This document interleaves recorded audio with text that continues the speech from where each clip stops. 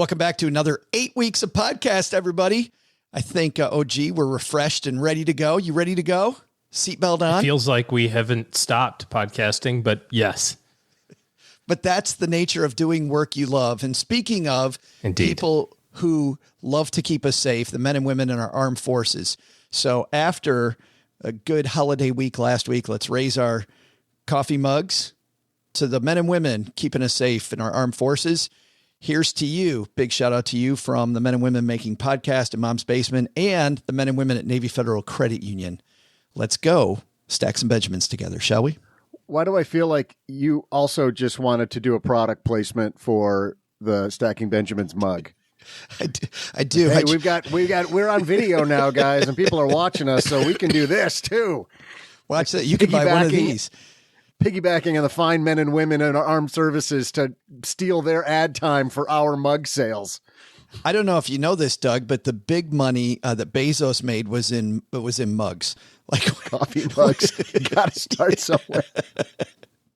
Here's the song that we'd like to do for all the younger set of people, the teenagers and what have you. This one's called Vacation's Over. Vacation's over. It's over. It's over.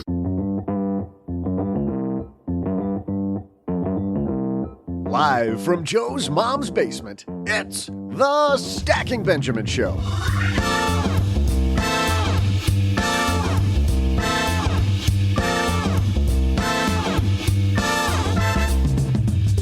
Did you miss us?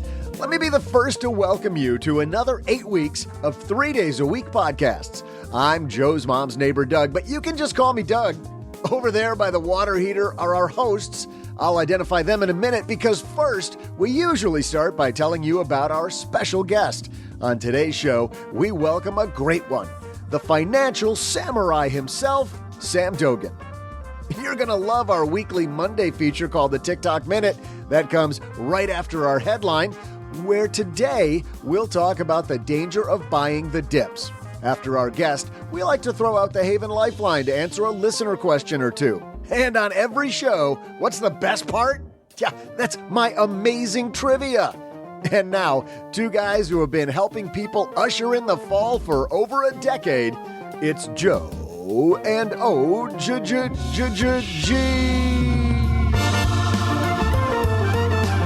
And a happy Monday to you, everyone, and a happy first day of our next 8 weeks of podcast. I'm Joe Saul-Sehy, Average Joe Money on Twitter, and what a show, OG, the controversial man himself, kicking it off.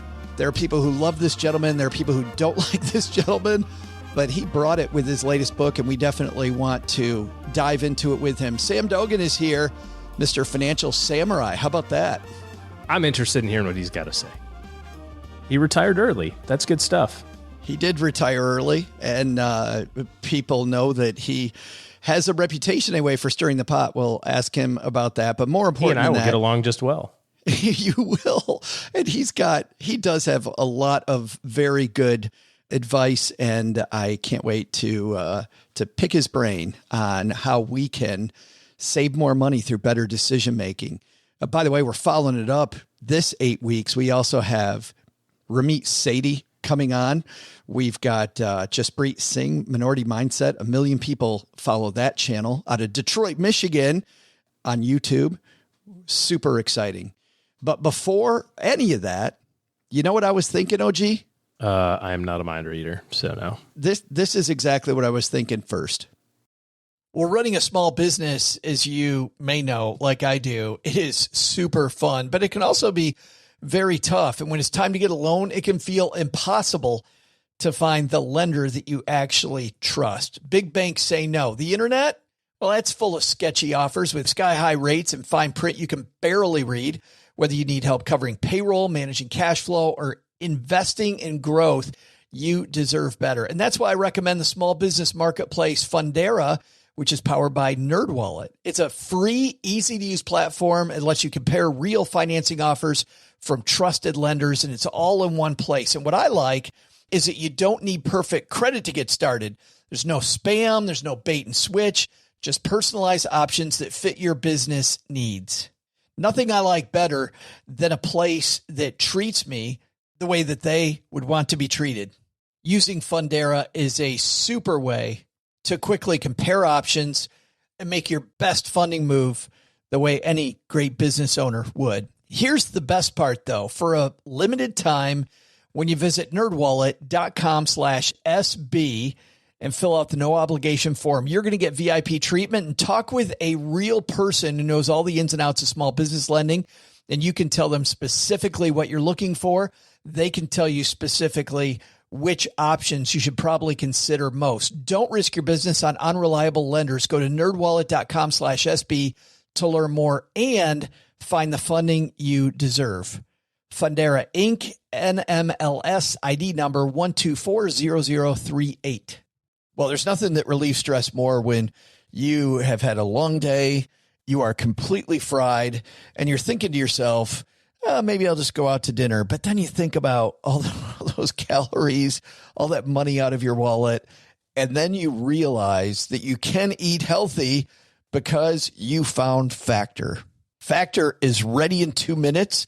Factor shops, preps, cooks, and delivers straight to your door, so you have more time for everything you love this spring, and you don't have to worry about eating healthy and going outside your budget because you've got the food sitting there in the fridge that you had pre-planned. What is Factor? Well, Factor has meals built around your goals, whether that's weight loss, overall nutrition, more protein, or GLP-1 support for strength and workout recovery. Check out Factor's Muscle Pro collection. Every meal's crafted with functional ingredients, lean proteins, colorful veggies, whole foods, and healthy fats. Factor bans 175 plus ingredients. No artificial colors or sweeteners, no high fructose corn syrup, no refined seed oils, just nutrient-dense foods. It's fresh, never frozen, over 100 rotating weekly meals, including globally inspired flavors like Mediterranean and Asian, so there's always something new to look forward to. I use Factor. I think you're going to love it too. Head to factormeals.com/SB50off, stackers, and use code SB50off, and you're going to get 50% off and free daily greens per box with new subscriptions only while supplies last until 9/27/2026. We've got Sam Dogen kicking it off, but we've got a big headline first, so let's move. Hello, darlings. And now it's time for your favorite part of the show, our Stacking Benjamin's headlines. You know, G, I was somehow came across this Etsy page with all these, you know. I like how you have to cover that up because you're on Etsy. The app just keeps opening on its own. It's just weird. Like I was sitting at my computer and then I was trying to crochet some stuff and thought, well, somebody probably already did this. And look at that, a beer koozie made out of yarn. I think I caught an Etsy Trojan horse. It was fantastic. But people making some Etsy stuff that says buy the dip. And not even buy the dip, it's buy the F dip. Okay. And you can get t-shirts, you can get mugs, you get things with Warren Buffett telling you to buy the effing dip. Good stuff. Not really. And to prove that maybe that might be a problem, Morningstar has a recent piece. This comes to us from Sandy Waters, wrote this at the Morningstar blog. Why buying the dips could hurt your portfolio in a bear market. She says buying late versus early can lead to improved returns. Sandy says it's usually fashionable to be late to the party, especially, of course, when the stock market's throwing it. In that case, the accepted wisdom is to arrive early before the good times get going. Buying the dips is standard stock market practice, referring to investors scooping up shares at perceived discounts during market swoons in the expectation that they will resume their upward trajectories. But bear markets are a different sort of animal than run-of-the-mill corrections.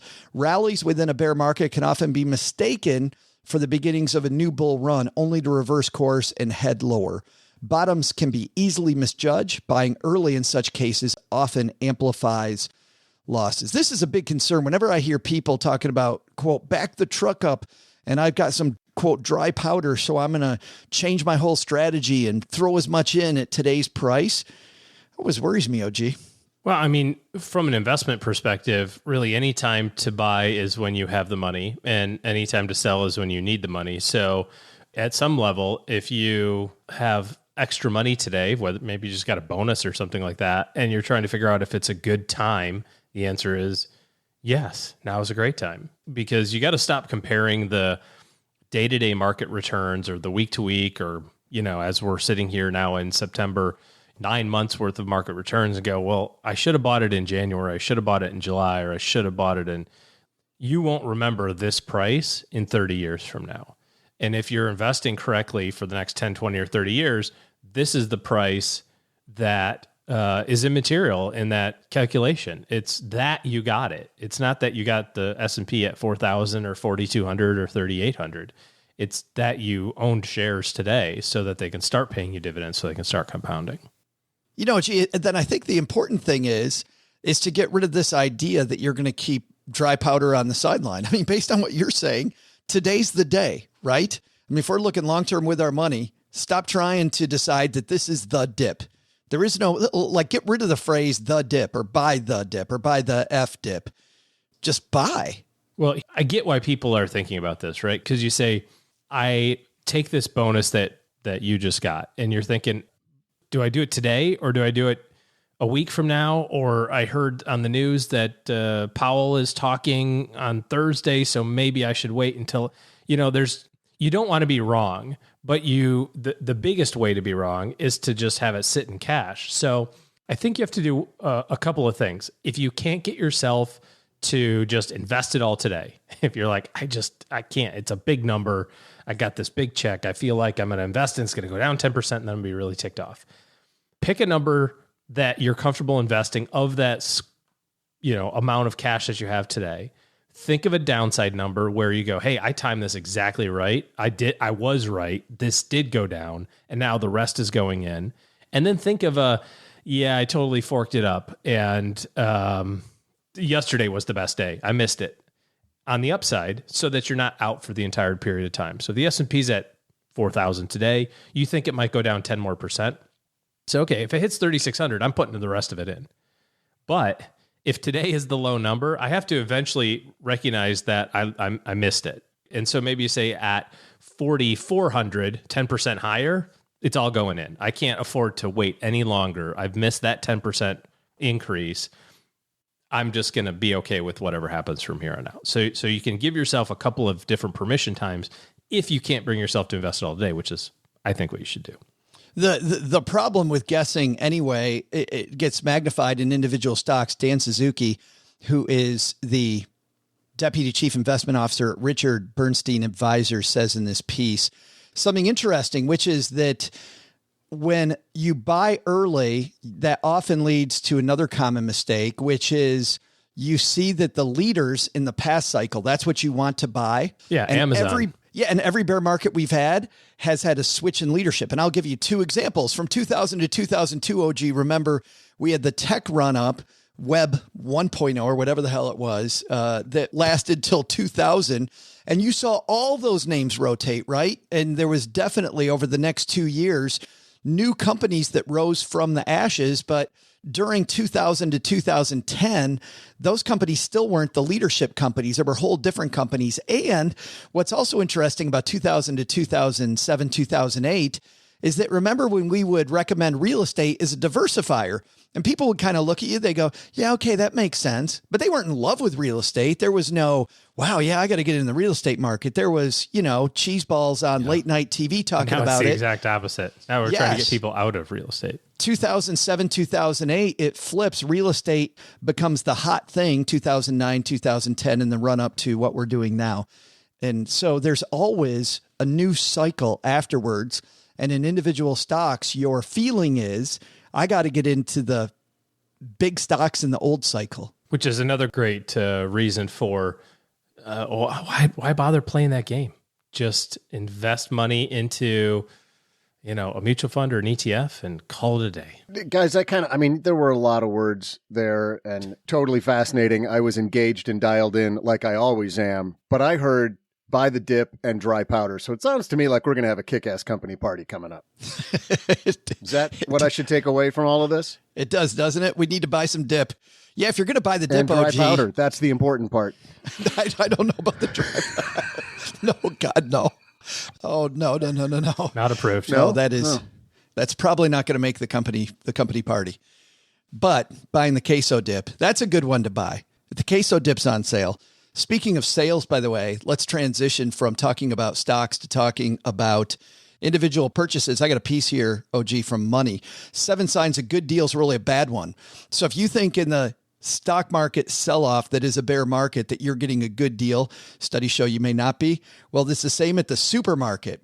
Number 1, so cheap you might as well buy a ton. I mean, how often have you gotten burned at Costco by buying a pallet of something because it's a great deal? Never. Veggie straws. Always a great idea to buy. Veggie straws are amazing in pallet size. No, you go buy the little taste tester things and you have like 2 of something. You're like, oh, I got to buy this. And then you're like, what was I thinking? Because that bag sits there in the cupboard. Famous Amos cookies. 4 months. Those things get just destroyed at our house. Yeah. You don't like veggie straws? They're they're styrofoam. They're delicious. And then they have different colors, like they're supposed to be flavors. That's a lie. There are different flavors. That's a total lie.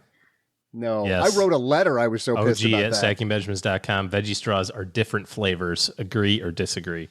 Not the fake OG on Twitter. Go ahead. Some people have a more refined veggie straw palate, apparently, Doug, than others do. You can't taste the cinnamon or the tomato. There's no basil. cinnamon. There's red ones, there's green ones, and there's yellow ones. Yes, potatoes, sweet potatoes, and something else. We're doing a blind taste test. We are absolutely doing a blind taste test. Supersizing also not a great deal. I've made that mistake you're doing a road trip and I'm like, oh, you know what? I'm going to be sitting for 8 hours. Let's supersize that McDonald's drive-through so I can stay on the road. I should get a triple burger. Bad idea. When was the last time you had a triple Wendy's? Never. Dave's triple. Have you? No? I don't think I've ever had a triple. Why not? Doug's looking at us with his face. He's like, you want me to be honest? Try it at least. I mean, I was going to say, Doug's like an hour ago. I want to plead the 5th on this one. What day is it? When don't I have a triple from Wendy's? Is there anything else on the menu? Buy 2, get 1 free. Rarely a good deal not because it's not a good deal. I disagree with all this stuff. What is spewing from your mouth right now? Because if you would have gone in wanting 3, you would have bought 3. But instead you're like, oh, hey, it's just separating you and your money in your wallet. Number 4 on here is near code items. What are near code items? Let's read this. If you see a display of highly discounted items for sale at the grocery store, it may mean they're near code. Oh, yeah, they're bargain because of the fact they're about to expire. What a deal. So I'm not supposed to buy the inexpensive things, but I'm also not supposed to get free things. What the heck? I'm just saying buy the freshest fruit. What suckers do that? I don't know. When the potatoes have stuff growing out of them, you get a discount. Everybody knows that. No extra for the spuds growing out of the side. Product of the month clubs. I've done that on many occasions and ends up being 2/3 what I really wanted and 1/3 of what's that? I said you've done that on one occasion multiple times. One barcode. One product? Yes. Comes to your house monthly like clockwork. Yes. Wine. The club. We just call it. The wine extends? No. Joe's like, hey, I got a meeting at the club tonight. Like, oh, okay. Product demonstrations. You feel guilty, so you decide that the person's so nice to share it with you and they're talking about it. You're like, oh, I'm going to pick one of these up because I really like it, only to jettison it like around the corner. My favorite thing is the episode from Parks and Recs with the veggie bacon. Yeah. On this very issue. Would you like to sample our vegan bacon? 100% meatless. Yes, please. And in the trash. Another, please. And in the trash. Sir, is there a problem? I'm just making sure no one ever has to eat this. I don't think I can give you any more. I want one. Hey. and she chucks it And in the trash. I love how they make those two characters friends. Like they should not be friends at all, but they are. I think that's a great thing they did. I will link to both of those pieces, the real pieces, maybe the Parks and Rec clip there too, but our main headline from Morningstar, if you want to know more about the dangers of buying the dip, especially if it's in a bear market, and a piece from Money Magazine on when sales are really good, it might not be great for your wallet. And of course, Brooke Miller will have even more of those curated for us in our newsletter tomorrow, the 201, StackyBenjamins.com/201. Getting ready for a big giveaway over there as well. So come on over and check it out. Time for our TikTok Minute. This is the part of the show where we play some greatness that a purveyor of social media brilliance shared with us. Doug, is today's greatness true greatness, or is it hashtag greatness? Oh, no, it sucks. Well, we will see. This comes to us from Twitter, and a gentleman takes a recorder around and asks people one simple question. Hey, sir, what is your car payment? Mine is $1,325. And what kind of vehicle is that? It's a 22 Ford Raptor. Okay. You have another payment? I do, actually. My wife's, hers is $1,000. It's a 22 Ford Expedition. Perfect. Hey, ma'am, what is your car payment? $1,386. And what kind of car requires a $1,386 payment? A 2022 Grand Wagoneer Series 3. Perfect. Hey, sir, what is your car payment? I got a couple of them, but the first one's $1,445. What kind of car is that? That's a new GMC Sierra 2500 Denali. What's the other one? It's a wide body CTSV. That's $1,161. Nice payment. Hey, sir, what is your car payment? Bro, what's your car payment? And what kind of car are you driving? Honestly, I was about to make my car payment. I'll even show you. It's kind of funny, everybody's talking about high payments. Look at that number right there. That's my car payment. And he shows him $1,516, which is not cheap on its own. But how about the dude making what, if I remember right, about $2,600 a month in car payments? Oh, my God. Seems like a lot. It's just a skosh. It's just a skosh high. On a depreciating asset.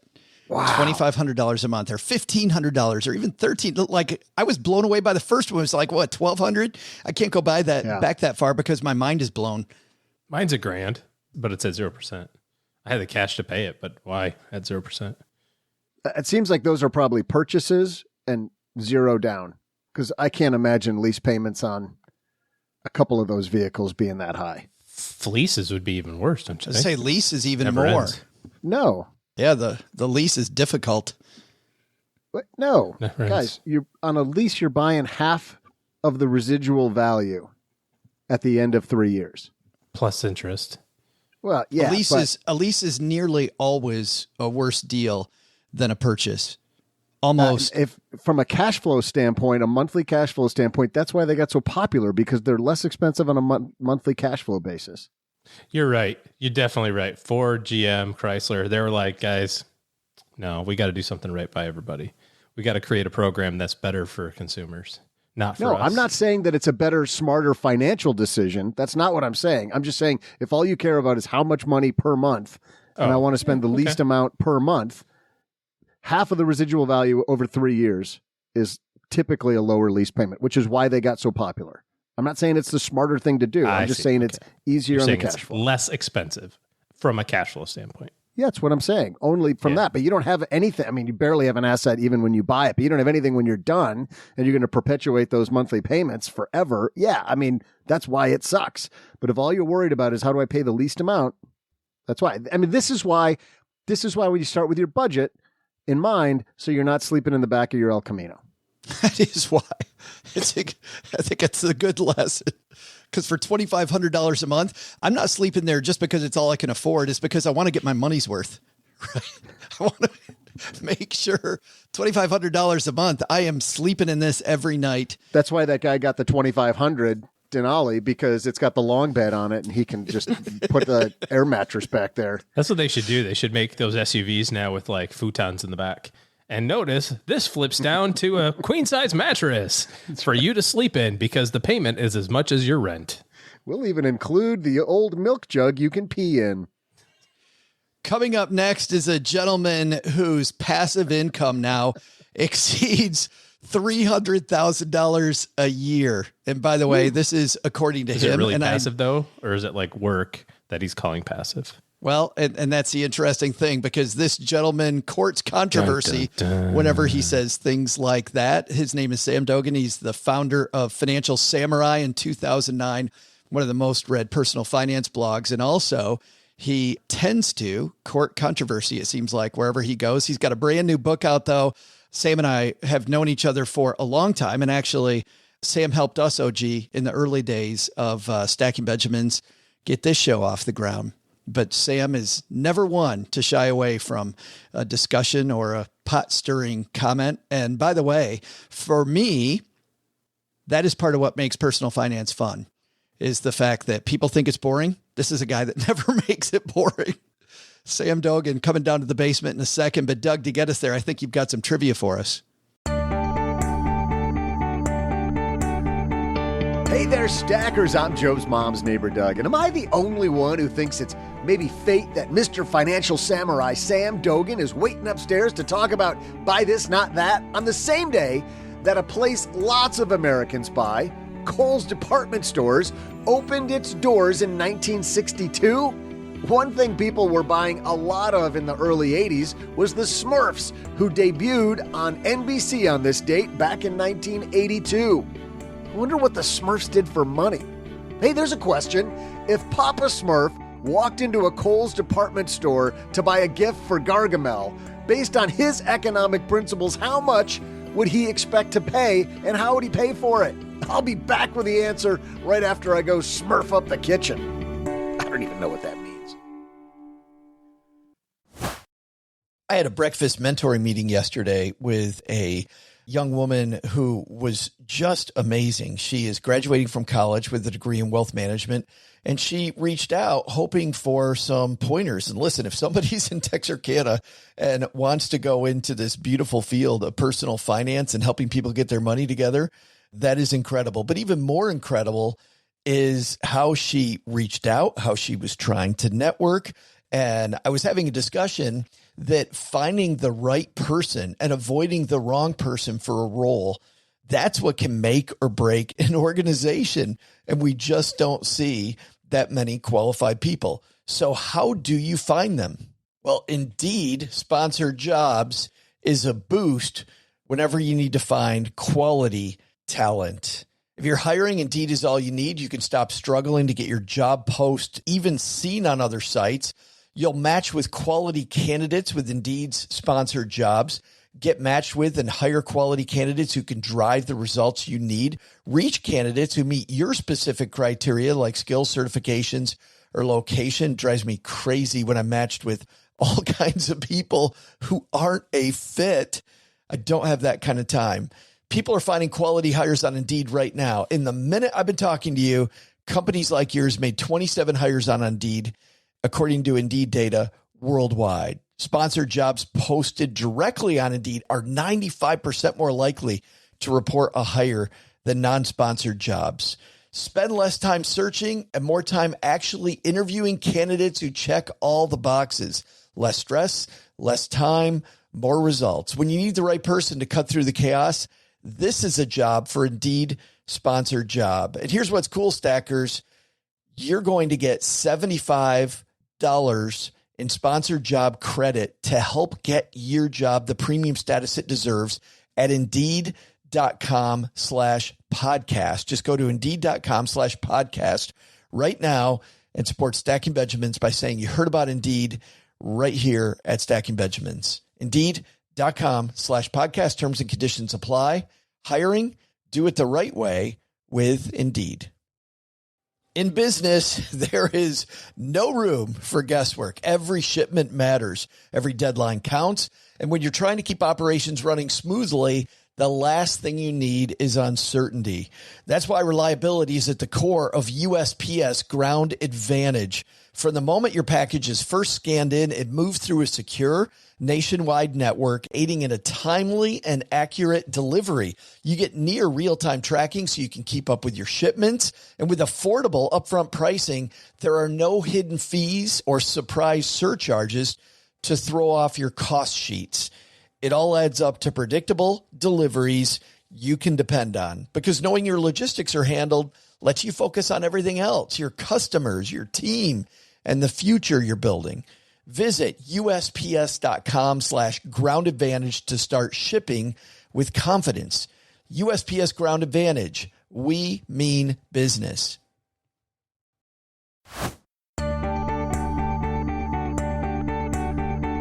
Hey there, stackers. I'm Kohl's mystery shopper and Smurf appreciator, Joe's mom's neighbor, Doug.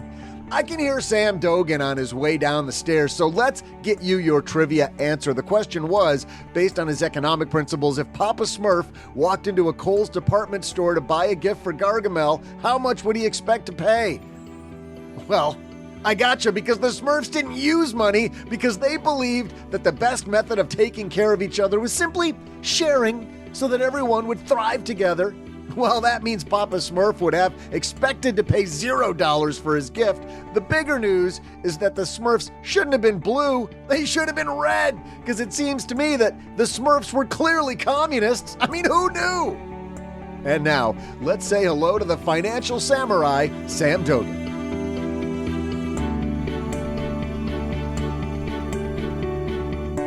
I haven't talked to this guy in forever, although I read his work all the time. Mr. Financial Samurai, Sam Dogen's here. How are you, man? Hey, Joe. Good seeing you. Haven't talked to you maybe in a decade. The last time you and I saw each other, which was also the first time we saw each other, and you, by the way, built this great network of bloggers that I'm forever grateful to, because I got to network with a bunch of cool people and work with them. But you and I in Denver with a guy named Dr. Dean, who used to contribute to the show back in the early days. We went to this steakhouse, and I don't know if you remember this, but we sat right across from Al Michaels and from... yes. That's right, Monday Night Football. We did, yes. And the guy, Bob Costas. It was Al Michaels and Bob Costas. Oh, thanks for that memory. Yes. And, you know, Dr. Dean is big time now, right? Yes, he puts us to shame as a... Georgia state legislator for all this time. What? Like he's a senator. I mean, we're attracting big time people. I know. How about that? Well, I always thought it was amazing when, when Bob Costas came over and he wanted your autograph. That was the big, right. He was like, can you pick up the bill or something? I want to ask you, let's start here on the topic of financial independence, Sam, because I feel like reading the introduction to your book, and actually when you and I talked before, that you latching on to financial independence really was born out of your time at Goldman Sachs. Would you say that's true? And could you tell us a little bit about your time at Goldman Sachs? Well, I joined Goldman in 1999 after going through literally 55 or more interviews over 6-7 rounds. And it was so painful. And I thought I finally landed my dream job, a front office job at Goldman Sachs in New York City. What's better than that? My first salary was $40,000, and I thought, wait, that's it? I couldn't even rent an apartment on my own, so I needed a co-signer, and I needed a roommate for my studio. And then they made me get in at 5:30 in the morning when it was pitch black. And then they made me stay after 7 p.m. when it was dark, because I had to connect with my colleagues in Asia. And so pretty soon, literally within the first week, I was thinking to myself, there is no way I'm going to be able to last in this industry and environment like my parents did with their government jobs for 30, 40 years. So I need to save and figure out a way to get out. You created an 18-year plan. Was that the original plan? Well, I told myself, okay, what's a reasonable plan? I went to school for 13 years. I better work for at least 13 years. Age 40, that sounds like a good age to exit 18 years after joining the workforce. So let me think if I can save and invest that amount of time, extrapolate out the returns. oh, okay, maybe I'll be able to leave and then just do what I want. So you put this plan together. How did it work? Well, so the plan worked well because of the pain I experienced every single day going to work. I dropped calculus in college at 8 a.m. because it was too early.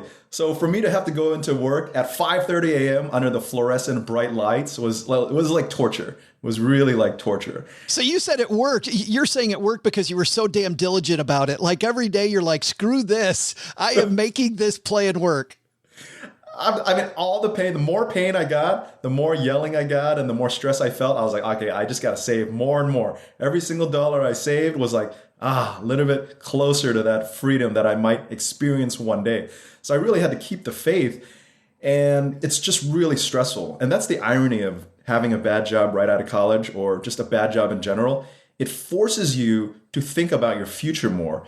It forces you to forecast when you'll be so miserable that you just can't continue and that you need a backup plan.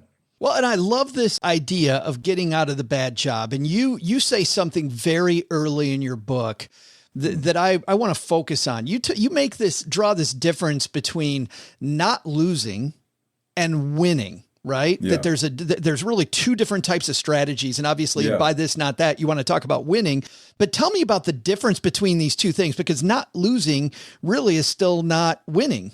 Well, I play a lot of tennis. And so what happens in any kind of competitive sport, if you're ahead, you might start playing more defensively. You might play not to lose instead of play to win. So play not to lose is to play defense and to just take less risk because you don't want to blow it. But then oftentimes when you play not to lose, you end up choking and you end up losing it anyway. So if you play to win, it's an aggressive mindset. So it's kind of like with buy this, not that. Defense in terms of money is saving and budgeting and making sure all that is down pat correct. The offense, the playing to win, is really focusing on the income, whether it's getting a promotion or getting paid at work, job hopping to a better opportunity, going to a different city, developing side hustles, or starting your business on the side on the weekends. And it's difficult to do that, to play to win, when you haven't built the foundation. Yeah, I mean, that's true. We've all got to build that foundation. We focus and build that foundation until it's autopilot. We all know, pay yourself first, max out or try to contribute as much as possible to your tax advantage retirement accounts. Get that stuff down pat. Whether it takes 6 months, 1 year, 2 years, once that's on an autopilot, then worst case scenario, you've got that down, but you can play to win and go offensive. You crack me up at the beginning of your book because you're like, I've never met a spreadsheet that I didn't love. So clearly my type of person. But you analyze all of these different pieces. Buy this thing, not that. Do this and not that. But you started off with this whole mindset idea and get very analytical about the steps that you need in your mindset and the steps to go through your mindset. And it all starts with something that you call the 70-30 philosophy. Can you dive into what that is for us? So one of the core principles of buy this, not that is to encourage people to think in probabilities, not absolutes. If you start thinking you need 100% certainty to make a decision, you're going to miss out on so many opportunities, right? You're going to miss out on the girl that you liked in high school that you wanted to ask out, but you were too chicken to ask out because you didn't want to get rejected because you weren't sure. So you end up never asking them out. And then 10 years later, you see them at the coffee shop and you say, oh, hi, do you remember me from high school? And you admit to her, oh, I used to like you a lot. I had a crush on you. And then she says, you know what? I had a crush on you too. Why didn't you ask me out? And then you're like, oh, we missed out on 10 years of love and romance. How many times have you heard that story, by the way? You hear that story all the time. All the time. And it's like sitting in front of the classroom. You don't want to raise your hand and ask a teacher a question because you're afraid people think you're a dumbass, right? But I say, go for it. Ask that question because I'm sure other people have those same questions as well. So back to your question on what is the 70-30 decision-making framework and philosophy. That is basically if you have if you believe with a 70% conviction rate that there is a 70% plus probability you're making the right choice, go for it. While having the humility and understanding that, 20, 30% of the time you're going to get it wrong. But unless it's a disaster, like you're never coming back because you're dead or something, you're going to learn from your mistakes and get better and make better decisions over time. As I read you talking about that, I thought about something a mentor of mine said, which totally aligns with this. And I love adding the 70-30 idea to this principle that I already had, which is contemplate what your downside is. Like if you ask her out and she says no, well, dude, you're already at no. You know what I mean? You're already there. So clearly, what is the downside? If she doesn't like you, she already isn't dating you. So who cares? Like, just go do it. Yeah, exactly. I like both of those things. But I love the 70 because it pushes you even more. Like it pushes you because you make a big point of this all the way through the book, Sam, that it's really about action. It's not about what you know. It's about getting enough information to get off your butt and do it. Yeah, you got to do it. You can think all day. You can have all these ideas, but if you never take action, nothing good or bad is ever going to happen. And I firmly believe at my age now, at 45, the fear in your head is often way worse than the reality. So if I were to tell myself, go back to my 22-year-old self, I would say take more risk, be bolder. Don't worry about other people's criticism and that fear. Things will probably be okay 70+% of the time. Yeah. And if they're not, it's usually not irrevocable, right? Go ahead and make the mistake and you'll learn from it. And better to make the mistakes when you're young too. Absolutely. And why is it that whenever I meet 20-year-olds, they're always the people that are most afraid of making a mistake? Like, I feel like I'm way less afraid at 54, Sam, now making a mistake than I did that. Yeah. I mean, wisdom and experience, they're priceless. And that's why if you ever find yourself saying, if I knew then what I know now, things would be much better. To cure that saying, to never say that again, is to simply latch on to a mentor, listen to people who've been there before, read a great book, listen to the Stacking Benjamins podcast, listen to people who have that wisdom and experience because they will help you avoid those landmines. I was going to say, go read Financial Samurai. Damn it. That's what we need to do. Read By This, Not That. But this leads, so these are like dominoes. So the 70-30 philosophy then leads us into your happiness equation, which is really where you start the book, is on your happiness equation. Let's talk about the happiness equation for a second. What does that mean? So happiness, I got two definitions. One definition of happiness is progress. So making progress in whatever you want to do, whether it's your relationship, your career, your money. That's my one-word definition of happiness. The happiness equation is simply reality minus expectations. And I have found that as someone, who grew up in a middle-class household, I went to state school, and I had low expectations, frankly. I was like, I don't have a high SAT score. I don't have 3.9 and 4.0 GPA. I'm going to go to a state school. It cost $2,800 a year back in 1995. That's the College of William and Mary. If I graduate with no job, which a lot of people don't graduate with a job, I could return to my McDonald's job, getting yelled at by a power tripping manager for $4 an hour, and I could pay my parents back that tuition within 6 months. And so my expectations were low. And so the reality was I found a job in New York City at a great firm, and I was ecstatic. I was so ecstatic. And I've held that happiness equation for my entire life. It's because I have low expectations of myself. But I like that. And I want to stop here for a second and make sure that all the stackers in our community get this. It's not about the outcome as much as it's about progress, right? Because I feel like too many of us are outcome based and we will do the right things. Back to your 70-30, Sam, as you already well know, we'll do the right things and get the wrong outcome and we'll stop doing the right things. Like we can't do that. But what I really want to go into is you say from this happiness equation that we need a net worth that we can shoot for, right? We need a net worth number that we can shoot for. I love this idea of shooting for a net worth number, but is there an easy way that you come up with that? Or do we do like, I've suggested in the past, which is just do a little bit of work to create your plan? Well, I don't know if we all know, but there's the 4% rule, right? And that the inverse of the 4% rule is 25 times your expenses. And I am not a believer in the 4% rule. One, because I have lived without a paycheck since 2012. And to me, it's too aggressive. But two, the other reason why is 4% rule was created in the 1990s when the risk-free rate, the 10-year bond yield, was between 5 to 6%. So of course, you could spend and withdraw down 4% of your portfolio when you can earn a risk-free 5 to 6%. You don't need a PhD to come up with that math. And so times have changed, right, over the past 30 years. And because times have changed, our approach to finances have changed, and we should change with it, right? We're not robots. We look at what's going out there. The corrections are more violent. Hopefully the bull markets are longer. The future returns might be lower. These are all things we have to take into consideration now here in 2022 versus in the 1990s. And so I like to look at a multiple of gross average income instead of expenses. And the reason why is because if you use a multiple of expenses to come up with a net worth target, you can cheat.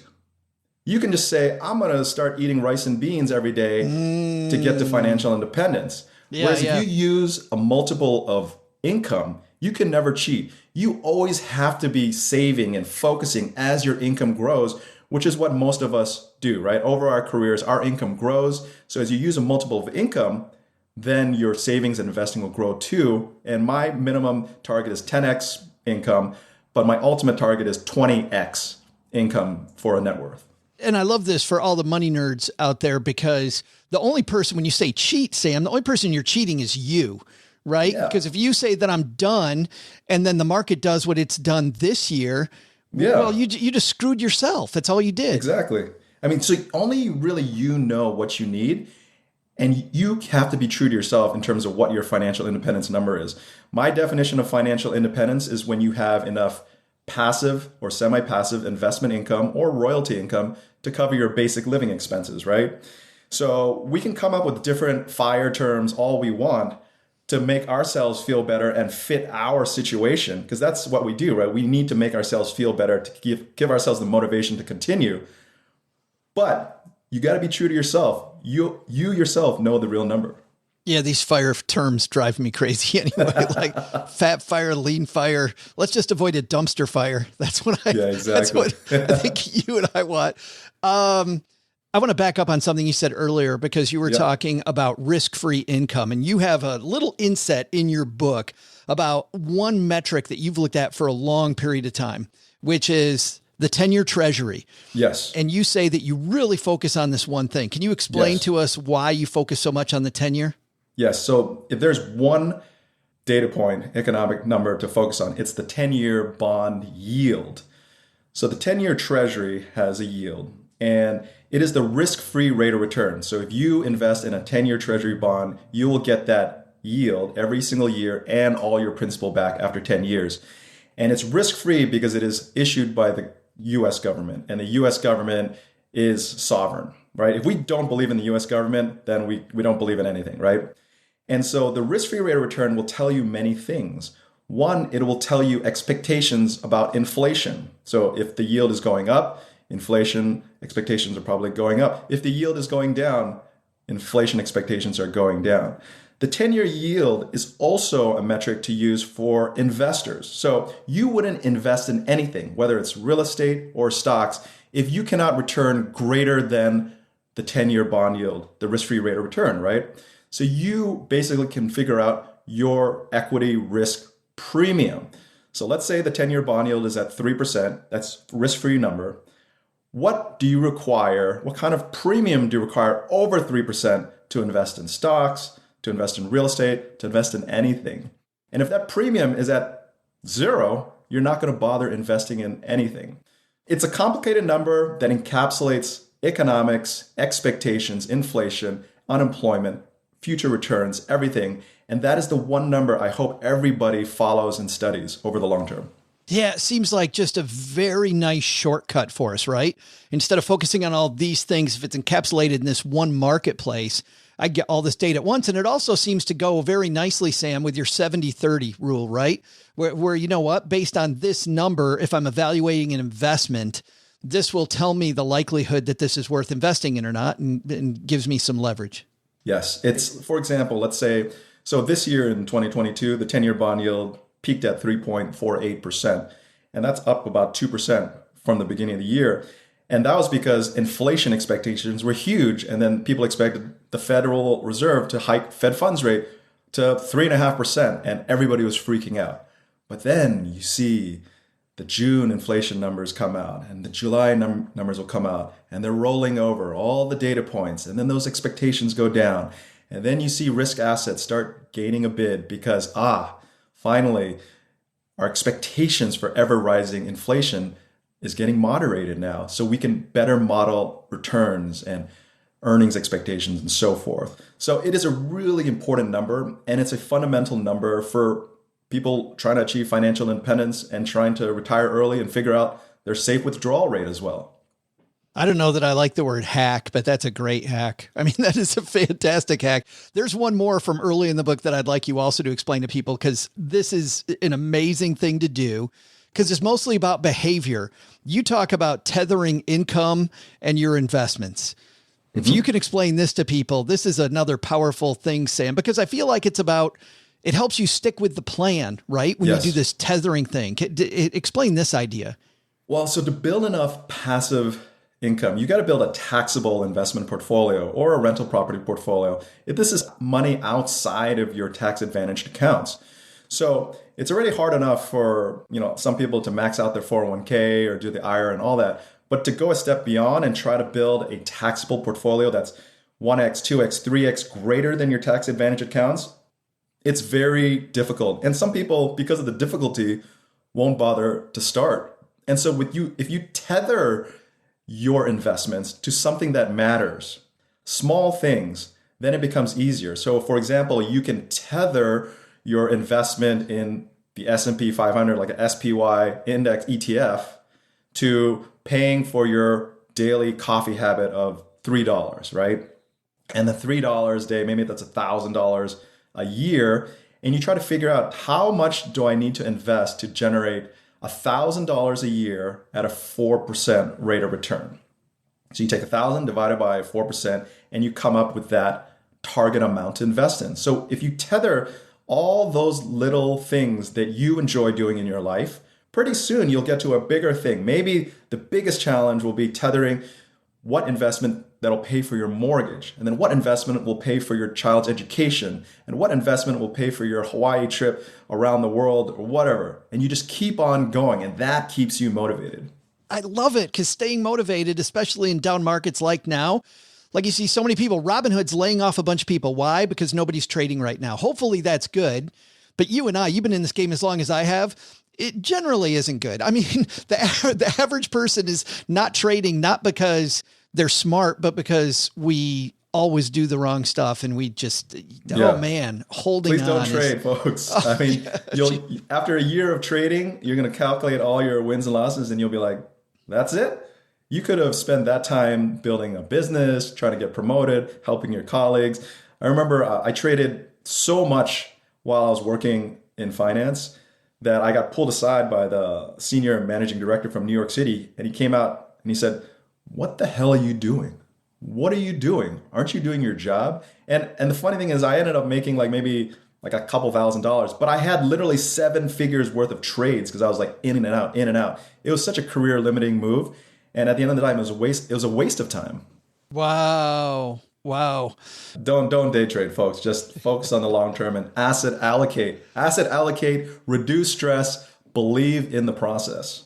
Next time you come on, Sam, I want to talk about your views on income streams, because obviously you go into multiple income streams. You talk about everything. You uncover going into real estate. You talk about being location independent or changing your location. You talk about weddings. You go through, do this, not that, buy this, not that, in all these different areas. What do you think, though, is the one area of the book that people aren't going to talk about enough, that you wish they talked about more? Because from one author to another, like, I think we all have this area of the book, and you're like, damn it, there's this one part of the book that I wish we'd focus more on that we just don't do. Well, I am completely biased because I'm in the thick of fatherhood right now. My son is 5.5, my daughter's 2.5, and I'm 45. And so one of my biggest regrets was having children late. I had my son when I was almost 40. And so I wish someone would slap me upside the head when I was 18, 20, 30 and said, the children that come into your life will be the most valuable things you have ever. And therefore, it is better to have them sooner so that they take up a greater percentage of your remaining life than later. I wish someone told me that. And if someone did tell me that, I would have focused and planned on family planning sooner. I would have got rid of the notion that I needed, $1 million net worth before I could have my first child in San Francisco. Because a lot of us, dual income household, we're grinding away at work, we're focused on getting paid and promoted. And then we wake up one day at 35 years old, we've got this money, but our biology suddenly doesn't cooperate. I know so many couples who can't have children or have had many miscarriages. I think 15-20% of couples have miscarriages because it's so hard the later, you try. And so that is the one thing I hope, people who don't have kids, people who have kids who want to be grandparents one day, I think this topic is the most important topic for me in my heart. That's fabulous. As a guy who had kids at a younger age, and now my kids are 27 and I'm 54, I wholeheartedly agree with that. Because even though it was a pain in the ass and a huge struggle trying to juggle all this crap when I was young, oh, man. Now you reap the rewards of it. Yeah, and you figured it out, right? Yeah, well, kind of. We're still working on that every day, Sam.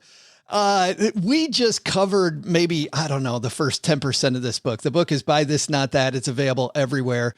It was a fantastic read. I love going through it.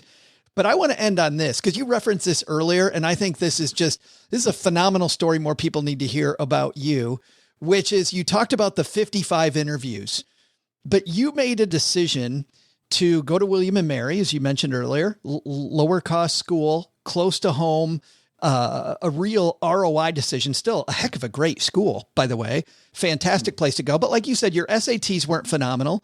You said that you worry all the time, that you don't think as fast as some other people do. So I hear all that and I'm like, wow, Goldman Sachs, as you know, Sam, because you've been in that culture, best and brightest. Can you tell the story about you ending up at Goldman Sachs? Because this is just this I think will tell our audience what really, really matters at the end of the day. So I think the story is about getting on the damn bus at 6 a.m. There was a career fair in Washington, D.C., about two and a half hours north of Williamsburg, Virginia. And so I said, okay, I'm going to go on the bus. 6 a.m. I show up. I've got this really cheap suit with a tie that has a teddy bear and a balloon on it because I had to wear it because my girlfriend gave it to me, even though I guess it was not appropriate, according to these Merrill Lynch recruiters who actually told me that's inappropriate. And so I got on the bus and I was waiting on the bus for about 45 minutes. Nobody else was on the bus. And then after about an hour, the bus driver said, you know what? Screw those kids. Let's go. I said, you're going to take me on the bus? And he said, no, we're going to switch vehicles. So he took me on the bus to this shack. Again, this is in Williamsburg, Virginia.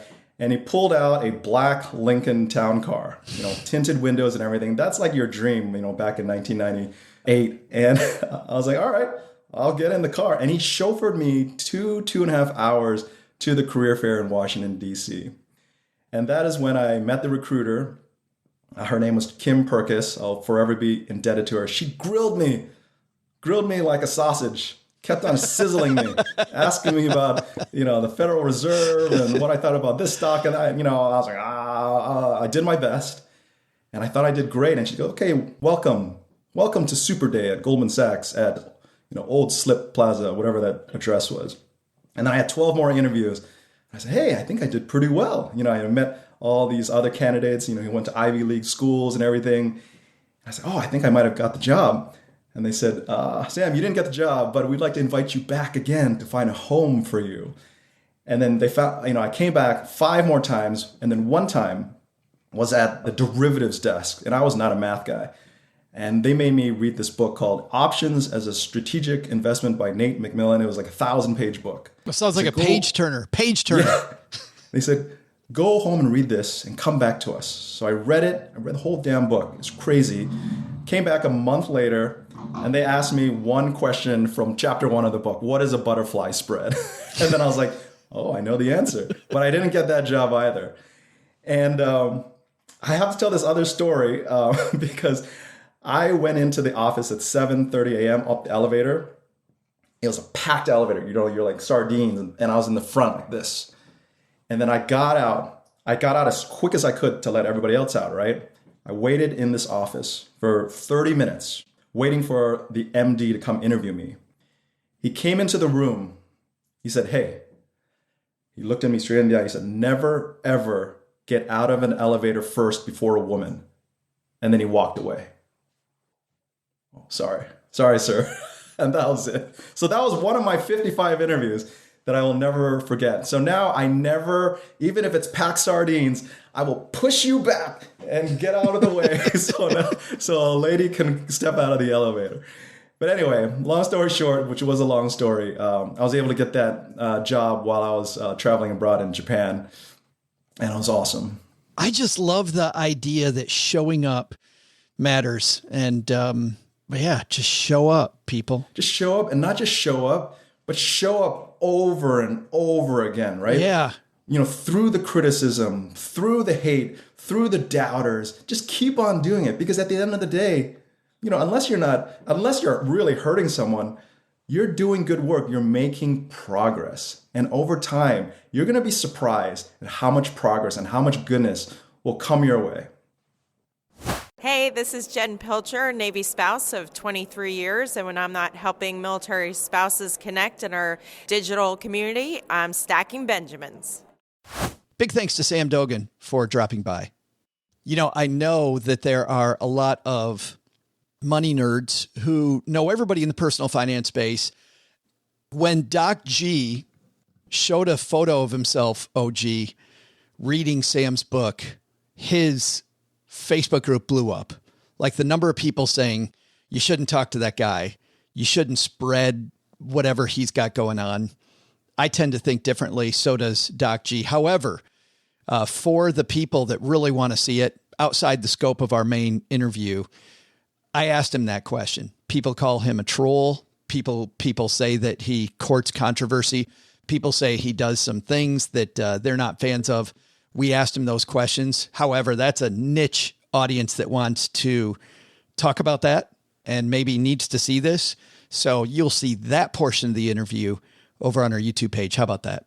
All right. Sounds good. Good points, though, made by Sam. And I think this is all about, this is all about opportunity cost. I mean, when we spend money on a monthly car payment, like we were talking about earlier, if you're spending $2,600 on a monthly car payment and you can't reach your retirement goals, that's your opportunity cost right there. Yeah. And then I think the other side of that is also true. If you are reaching your financial goals and you want to have a $2,600 car payment, good for you. Have at it. Who am I to argue with you about how you spend your money?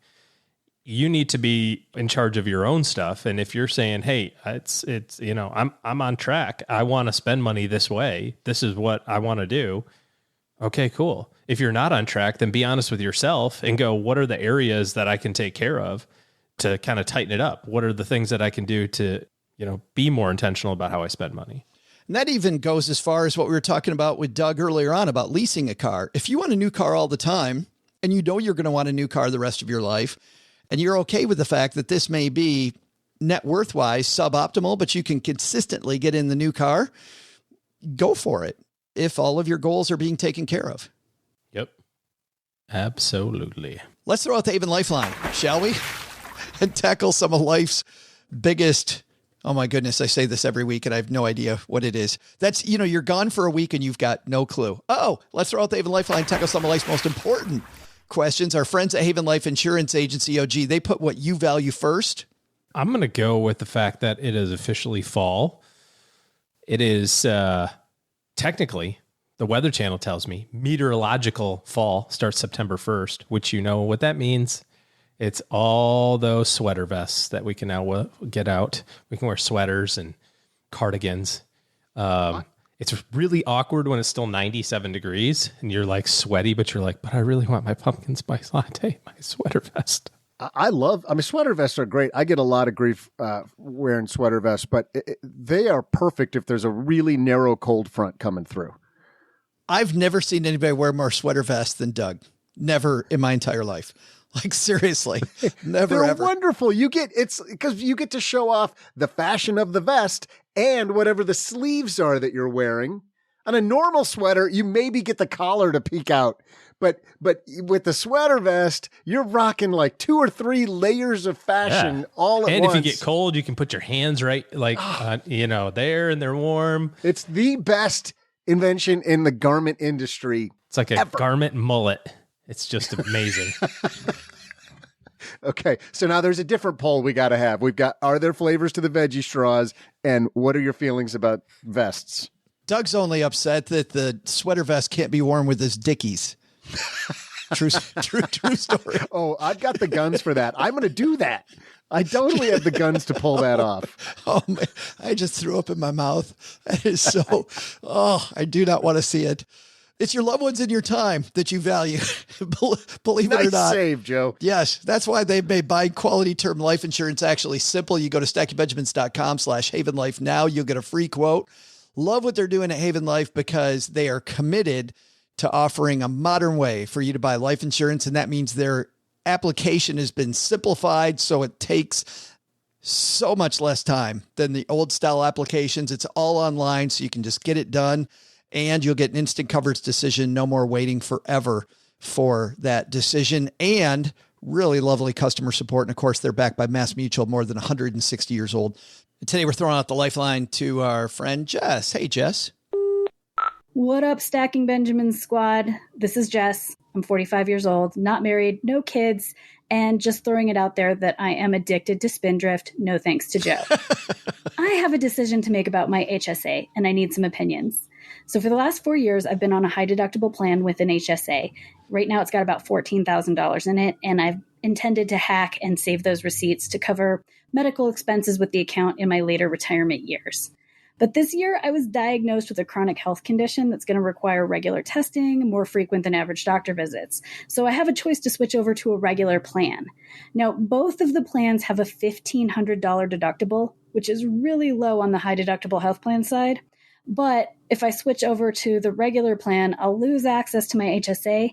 But the benefit is I'm only going to have to pay $45 to $50 copays every time I go to the doctor. And let's just say that I'm going to make the assumption I'm probably going to hit my deductible if I stay on that high deductible plan every year. So I'm starry-eyed on the HSA. My mom thinks it's a better idea if I move over to the regular plan where I will only have the copays.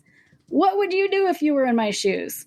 I'm looking mostly for opinions, rants, especially if you disagree, and let Doug chime in once in a while. See ya. Yes. Wow. Thank you so much for that. And congratulations on joining the Spindrift Army. I don't know if you guys know this, but over on Afford Anything, just to annoy Paula on her show because she does not like product placement stuff, I told her at the beginning of the episode, I was sitting here with a Spindrift ready to start, and Paula's eyes got all big, and she went, oh, we need to take that out. And so the entire episode, I said, did you know that Spindrift has no artificial flavoring? Do you know that Spindrift comes in 6 flavors? And we had a lot of fun on that episode and got a lot of good feedback, including Jess over here. So just wanted to explain what was going on there. But there's a bigger thing, OG. Who's right? Is Jess right about the HSA? Should she go HSA with her health issues, or should she go the way her mom's suggesting? Well, I think that you can always go back and forth, generally speaking, right? So whatever this health thing is, maybe it's not a big deal now, but it could turn into a big deal later, right? Or maybe it's going to be the same all the time. If you've got the flexibility to pay your out-of-pocket healthcare costs to the tune of $1,500 a year and also participate in an HSA, what would you do with the money otherwise, right? So you would not pay the $1,500. Your premiums, health insurance premiums, probably be a little bit higher, and you would not have the opportunity to take that HSA money and put it into an HSA. You'd put it in a regular brokerage account. So you'd give up the opportunity to have that money grow tax-deferred and potentially use it tax-free. So it sounds like in any case, she's got the ability to pay for it.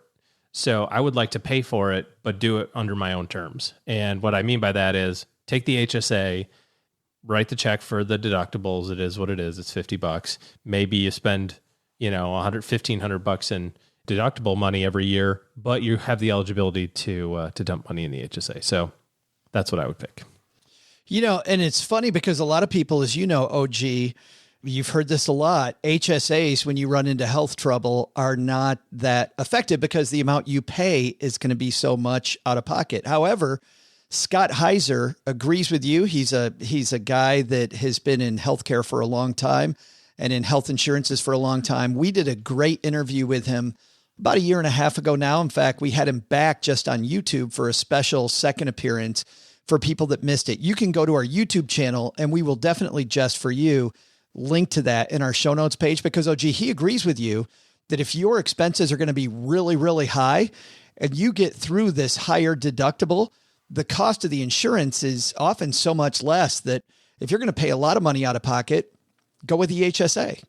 Yeah. I mean, generally speaking, obviously there's like some break-even calculations, right. And it's one of these scenarios where it's like, how do you know whether or not you got it right? On December 31st, whether or not you picked right on January 1st. It is what it is. We've had it in our house where we're like, oh, there's nothing wrong. Everything's good. And then I get jabbed with a COVID shot and I go to the hospital. It's $13,000. It's like, oh, that's fun. Cool. There goes, years and years and years of HSA savings, all in one fell swoop, and then there'll be other years where we don't have any healthcare expenses. You just don't know. So if you've got the flexibility and you're going to write the check anyway, I would want to write the check under my own terms. And what I mean by that is you've allocated $5,000 a year to your healthcare budget. You can either do that in premiums and no deductibles, or you can do it in deductibles with lower premiums and HSA money. I'd rather keep the money. I'd rather have it be mine. Yeah. Thanks for the question, Jess. And you know what? We went through that whole thing and she said she wanted Doug's commentary on this. I think we need to clear the floor for a second. Doug, your thoughts? I mean, just the fact I'm just being nominated is an honor, honestly. She just wanted to hear my voice. I don't even think she really cares what I say. Really. She just wants to hear the dulcet tones of neighbor Doug. I feel like this is the Sally Field. They like me. They really like me. Absolutely. You like me. You really like me. And then she did the see ya. Yeah. I haven't used that in a long time. I just realized I haven't said see ya. And I just did you got to apparently bring it back. Yeah. Like you did just there. That means she's a longtime listener. Thanks to Jess for that question. Jess, sad to hear about your medical issues. Hope everything is great. Hopefully you can dive into that. I would dive into that Scott Heiser discussion because you may also want to begin comparing prices. And Scott has some great advice there. Talking about, OG, how a lot of people will go to a different country for healthcare to save money. We have a friend, Lynette Kelfani-Cox, who has been on the show a few times, big financial commentator. Lynette actually went to Mexico to get her dental work done, some dental work done that cost a lot less. Scott Heiser says you can even just go across town often. You don't have to jump on a plane. And so some of the money-saving advice. I got free dental work done when I was in the Marine Corps. And then when I got home, my dentist went, "Why are you missing a tooth?" And I said, "Well, it was bad." He goes, "It wasn't bad 4 months ago when you had your dental visit." Really? Wow. Wow. It was free. Yeah. It was free. Score one for me. So, Jess, you want to go watch that Scott Heiser video on YouTube. By the way, if you want to call in, we're sending Jess a Stacking Benjamins Haven Life shirt for being brave. StackingBenjamins.com/voicemail for us to answer your question. Hey, that's going to do it for today. We got just a few things here at the beginning of 8 weeks. If you're here because you want surround sound, we've got plenty of that for you. We have our newsletter, The 201, I mentioned earlier. This is the place where we dive into links and more on the topics that we cover in the shows. You don't have to have caught the show to catch the newsletter. Of course, they're a good 1-2 punch together, but a lot of deeper dives on the 201. Brooke does a great job of that. And of course, you get some of Mom's snarky humor like you expect from us anyway. Also on Wednesdays, we have the Instagram lives. That's nearly every Wednesday. As long as I am in Mom's basement, we do a great Instagram live, which is often with a fintech creator. So you can keep up to date with all these cool apps that help you on your phone. Increasingly, by the way, we're also going to have some of our longer headline guests, people like experts from Fidelity, from Charles Schwab, from BlackRock, wherever they are. They'll be live with us, so you can ask some of these pros questions as well. I like to try to do that. But last, if you're not here for surround sound at all, you're here because you need to make better financial decisions because you're concerned about the market and the chatter around recession. We talked about possibly bear market on the horizon. Who knows? OG and his team have put together a free guide that shares 8 moves to make in a down market. This guide will help you plan more and panic less no matter what the market does. So head over to stackingbenjamins.com/guide. That's stackingbenjamins.com/guide. And you'll get helpful free guide from OG. Thanks for that, OG. That's going to do it for us today. Doug, you got it from here, man. What should we have learned today? Well, Joe, here's what we should have learned today. First, take some advice from Sam Dogen, the financial samurai. Choices are everything. Make the big decisions with more precision, and you'll find yourself with more money in no time. Second, buying the dip? Yeah, don't do that. Just buy whenever possible. But the big lesson? I love the cool fall air, but today's show, yeah, that's the smell of millionaire right there. Thanks to the financial samurai, Sam Dogen, for joining us today. You'll find his new book wherever books are sold. We'll also include links in our show notes at stackingbenjamins.com. This show is the property of SB Podcasts, LLC, copyright 2022, and is created by Joe Saul-Sehy. The show is written by the brilliant Paulette Perhatch with help from Joe, me, and Doc G from the Earn and Invest podcast. Brooke Miller is our producer today and our amazing newsletter editor of the 201. You'll find the 411 on all things money at the 201. Just go to stackingbenjamins.com/201. Once we bottle up all this goodness, we ship it to our engineer, the amazing Steve Stewart. Steve helps the rest of our team sound nearly as good as I do right now. Want to chat with friends about the show later? Mom's friend Gertrude is our social media coordinator and the room mother in our Facebook group called The Basement. So, say hello when you see us posting online. Here's a weird fact. Both she and Tina Eichenberg are never in the same room at the same time. To join all the basement fun with other stackers, type stackingbenjamins.com/basement. I'm Joe's mom's neighbor, Doug, and we'll see you next time back here at the Stacking Benjamin Show. Not only should you not take advice from these dorks, don't take advice from people you don't know. This show is for entertainment purposes only. Before making any financial decisions, speak with a real financial advisor.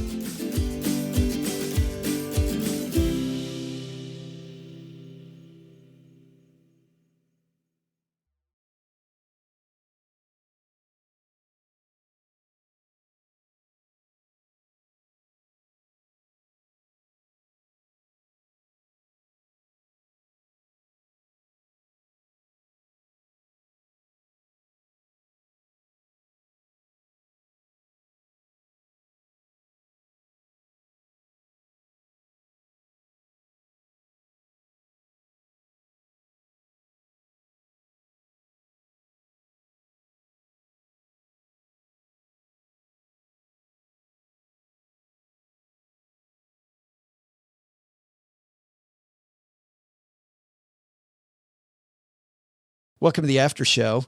Often we forget to hit record before we start recording, and it's usually good after show stuff. And today we were talking about getting kids to eat when we hit record. The problems dads have had and moms with trying to get their kids to eat. Oh no, I've got a food one.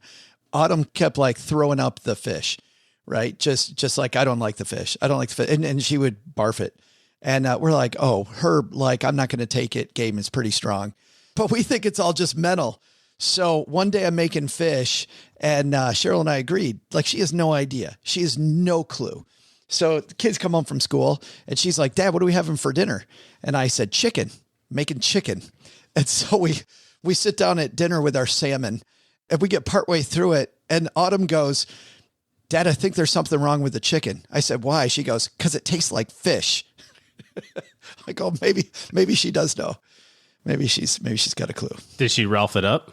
I don't remember, but it turns out that fish just is not her thing. And then she moves to Japan, where guess what they have all the time? Steak. So she had to learn to like That's shellfish. half of my apprehension for traveling internationally now. It wasn't when I'm young, because you don't care about anything when you're young, is the food. Because I'm allergic to so much stuff, and my stomach has gotten so unpredictable. Like, where can I go where I can just eat and not have to learn certain words in different languages to tell them, you might kill me? Maybe that would help me. Like, maybe is there a way for me to become allergic to some stuff? Because, my diet coach struggles with me. So if we decide to get rid of the discipline thing and it will kill me, that might finally get it through my head. My problem is I'm not allergic to carbs. And you wish you were. Yeah. I'm allergic to the you're supposed to eat. I need to be allergic to ice cream and beer. That's what I need to be allergic to. Yes.